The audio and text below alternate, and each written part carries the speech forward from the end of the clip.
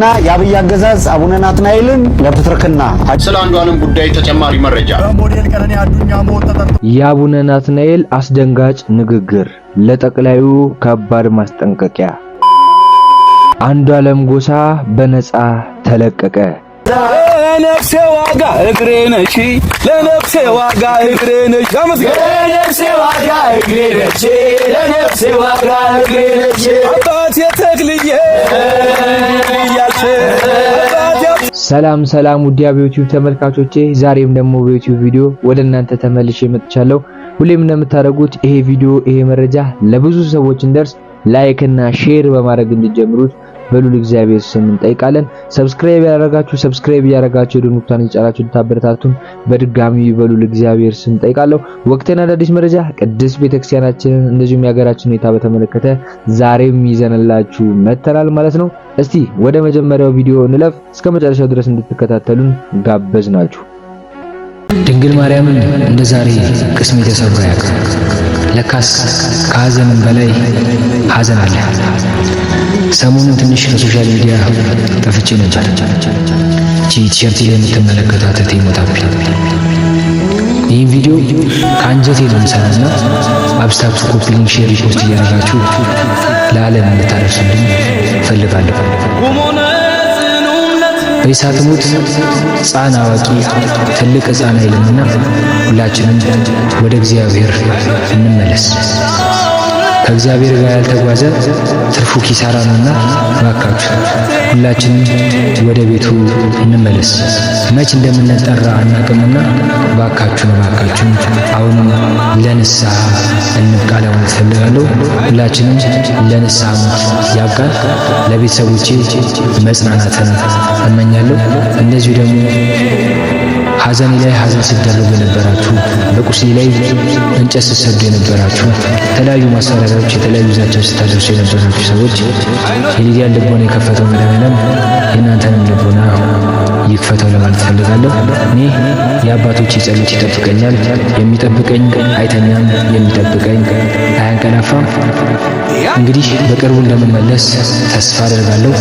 ሁላችሁንም ወዳችኋለሁ። የደወላችሁ ስታበረታቱኝ አይዞ ስትሉኝ የነበራችሁ ሰዎች እግዚአብሔር አምላክ ውለታችሁ ይክፈሉ ለማለት ፈልጋለሁ። ሁላችንም ወዳችኋለሁ። የእህቴን ነፍስ እግዚአብሔር አምላክ ከደጋጎቹ ከአብርሃም ከይስሐቅ ያስቀምጠው። ወዳችኋለሁ።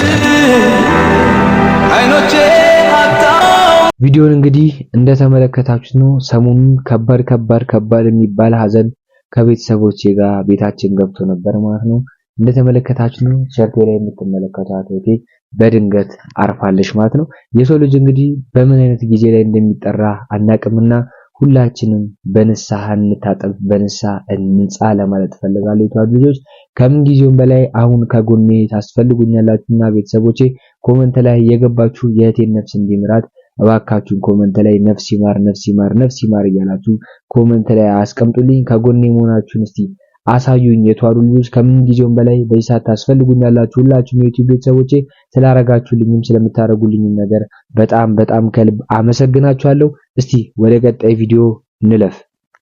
በሞዴል ቀነኒ አዱኛ ሞት ተጠርጥሮ በቁጥጥር ስር ውሎ የነበረው አርቲስት አንዱዓለም ጎሳ ከእስር መፈታቱን የሚገልጹ ዘገባዎች በሰፊው በመዲናችን አዲስ አበባ እየተሰራጩ መሆኑን እየተመለከትኩ ይገኛለሁ። የተለያዩ የሚዲያ ተቋማትም ይህንን መረጃ እያጋሩ ይገኛሉ። በዚህ ጉዳይ ላይ ይፋው የተባለ መግለጫ እስካሁን ድረስ አልተሰጠም። ነገር ግን አርቲስቱም ከእስር መፈታቱን እየተገለጸ ይገኛል። በዚህ ጉዳይ ላይ መረጃውን ያጋራው የህግ ባለሙያው አበባየው ጌቱ እንደገለጸው ከሆነ ከአርቲስት አንዱዓለም ጎሳ ጠበቃ ጋር በስልክ ባደረጉት ንግግር አርቲስቱ ከእስር የመፈታቱ ዜና እውነት መሆኑን አረጋግጦልኛል ሲል በማህበራዊ ገጹ ላይ ገልጿል። በአርቲስቱ እንደዚሁም ደግሞ በሞዴል ቀነኒ አዱኛ ዙሪያ ላይ ተጨማሪ የሚወጡ መረጃዎችን ወደ እናንተ የማደርስ ይሆናል።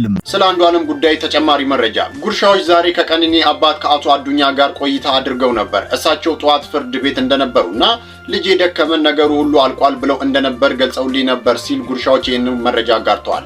እኛም እሺ ተፈታ ብለን ለጠየቅናቸው ጥያቄ እስከ ቀኑ 10 ሰዓት ድረስ እንዳልተፈታ ነግረውን ነበር። አሁን ባለው መረጃ ግን በእጮኛው ሞት ምክንያት ተጠርጥሮ ታስሮ የነበረው ድምጻዊ አንዱዓለም ጎሳ ባለፈው አርብ ላይ ክስ ሊመሰረትበት የሚገባ ቀነ ገደም በማለቁ እንዲሁም አቃቢ ሕግ ከፖሊስ ባገኘው መረጃ ድምጻዊው ላይ ክስ ለመመስረት የሚያስችል በቂ ማስረጃ እንዳልተገኘ በመግለጹ ክስ ሳይመሰረትበት ምሽት ላይ ከእስር ተፈቷል ሲሉ ይህንን መረጃ አጋርበንና ቤቤ አባቷ ዛሬ 10 ሰዓት ላይ ለማርማሪው ፖሊስ ደውዬለት ቀኖ ወጣለች ወይ ቀኖ ሶሪ አንድ አለም ወጥቷል ወይ ብሎ ማርማሪውን ይጠይቋል።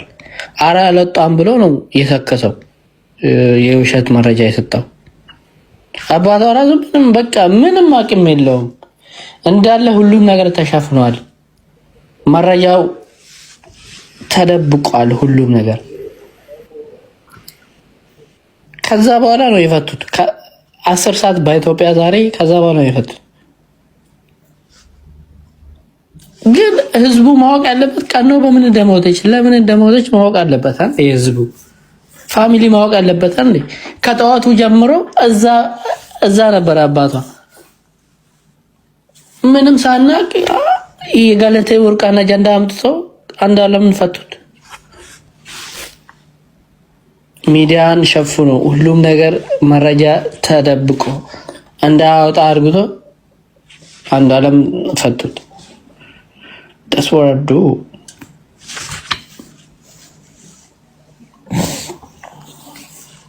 እኛ ፍትህ ከፈጣሪ እንጠብቃለን። ፍትህ ከፈጣሪ ቪዲዮን እንደተመለከታችሁ ነው። አሁንም የሴት ልጅ ጥቃት ሊቆም አልቻለም። የሴት ልጅ መደፈር ሊቆም አልቻለም። የሴት ልጅ ግድያ ሊቆም አልቻለም ማለት ነው። እንግዲህ አንዷለም ጎሳ በነፃ መለቀቁን እየሰማን እንገኛለን።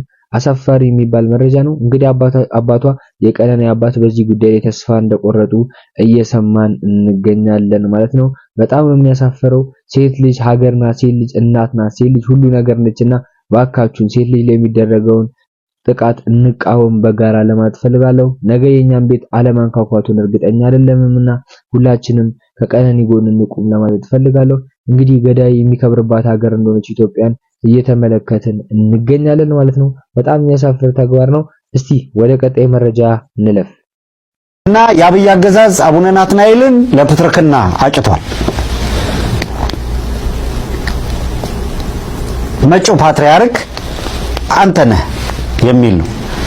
አቡነ ሄኖክን የአቡነ ማቲያስ እየተዳከሙ የመጡና እርጅና የተጫናቸው በመሆኑ ይሄንን የግንቦቱን ሹመት እንዳለቀ የፓትርያርኩ እንደራሴ የሚያስፈልጋቸው በመሆኑ የፓትርያርኩ እንደራሴ ደግሞ የምትሆነው አንተ ነህ የሚል ፕሮሚሲንግ ነው የተገባው። እንዴት አገኛችሁት? አሁንም ደግሞ ይተራመሱ። እንዴት ይሄ እዛ ሊደርስ ቻለ? አሁንም ይምታታባቸው። እኛ መረጃውን ማድረስ ነው። በማናቸው መንገድ እናገኘው፣ መረጃው ግን አያመልጥም ብለናል። በምንም ተአምር የአብይ አህመድ አገዛዝ በጣም በስሞል ሰርክል የሚፈጽመው በብዙ ቦታ የሚፈጽመው በየትኛው መንገድ መረጃው ግን አያመልጥም። እንግዲህ ቪዲዮ እንደተመለከታችሁ ነው አቡነ ናትናኤል ላይ እንግዲህ የተሳሳተ መረጃ እየደረሰ ይገኛል ማለት ነው። እነዚህ ብፁዕ አባታችን የምናውቃቸው በጥሩ ስራቸው ነው። እንደና አቡነ ሳይሮስ ወጣቱን በማስገደል በማስበጀት ወይም በዘር በጎጥ በመቆም ሳይሆን እንግዲህ ያላቸውን ክብር ለዚህ ለቅድስት ቤተክርስቲያን ታውቃላችሁ ብዬ አስባለሁና አቡነ ናትናኤል ረድኤታቸው በረከታቸው በዚህ አጋጣሚ ይደርብን፣ ቡራኪያቸው አይለየን ለማለት ፈልጋለሁ። እስቲ ወደ ቀጣዩና ወደ መጨረሻው ቪዲዮ እንለፍ።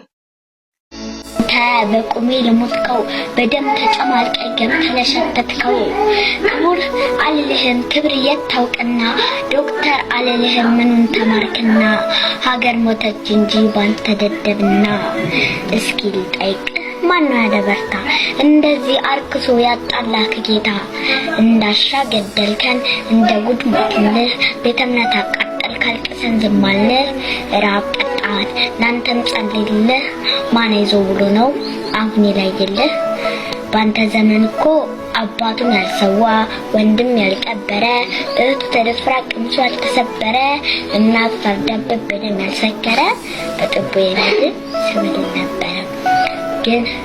ግን ሁሉንም አልፈናል አዝነን ብናለቅስም ያ ሁሉ ድፍረት ግን አያለሳልስም። ቤተ እምነቷ ሲነድ ይሁን ያልፋል ባለች ሀገር ሲተራመስ ምህላ በያዘች ካንተ ክፉ እንዲርቅ ጾማ በጸለች ልጆቿን ሰብስባ ይቅር በሉ ባለች ይቅር ባስተማረች ምን አውቀዶ ይሁን ባንተ ተደፈረች።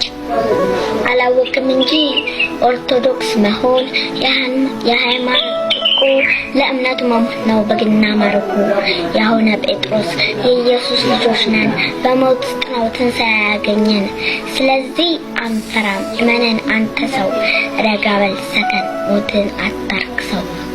ቪዲዮ እንደተመለከታችሁ ነው ጥብቅ መረጃ ነው እየተላለፈው ለማለት ፈልጋለሁ። እንግዲህ በቀጣይ ወቅታዊና አዳዲስ መረጃ ስለ ቅድስት ቤተክርስቲያናችን እንደዚሁም ስለ ሀገራችን ሁኔታ በሰፋ ያለ ፕሮግራም ይዘንላችሁ እንመጣለን ማለት ነው።